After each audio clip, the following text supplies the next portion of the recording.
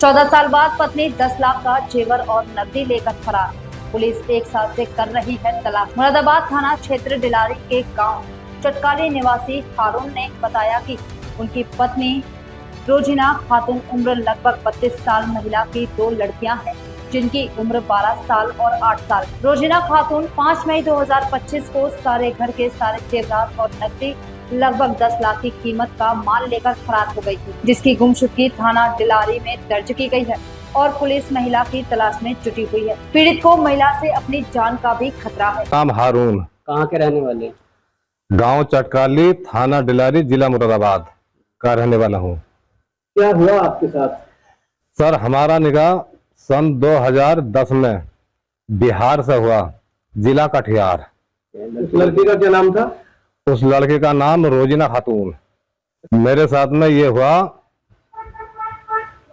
कि सन 2024 में 22 मई को मेरी पत्नी घर से जितना जेवरात था और जितना मेरा पैसा था 2.5 लाख रुपए, 8 तोले सोना, जिसके का सामान 28 अदद, वो लेके मेरे घर से फरार हो गई है। 14 साल तक मेरी पत्नी मेरे घर रही, जिसमें उसे कोई भी ऐसी परेशानी हमने नहीं आंदी। जो सामान या जो खाने पीने में या हर चीज में हमने उससे कोई परेशानी नहीं आंदी। बढ़िया उसकी जिंदगी हमारे घर पर गुजरी। एक दिन हमारा लड़का हमसे बोला कि अब्बा ना पासपोर्ट बनवाओ और दोनों उम्र पे जाओ।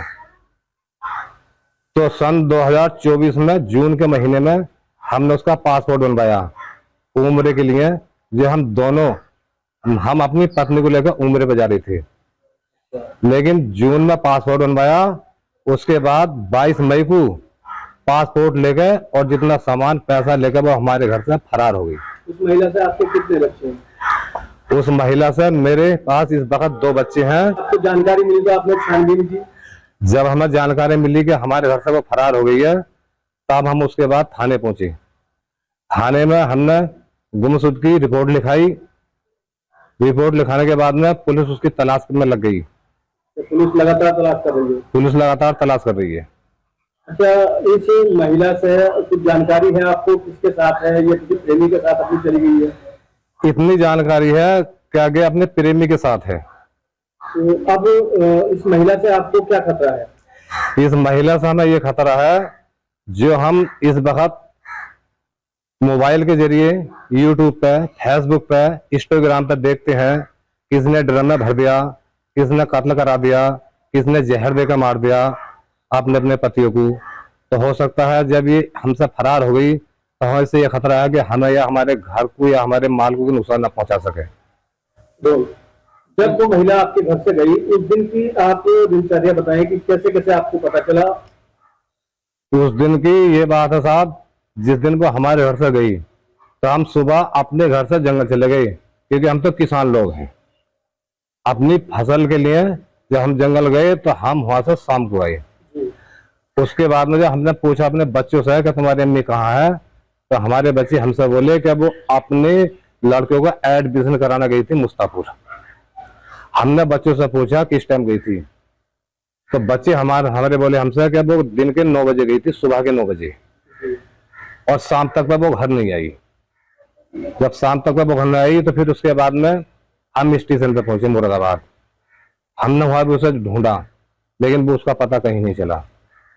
फिर उसके बाद 25 मई को हम थाने पहुंचे।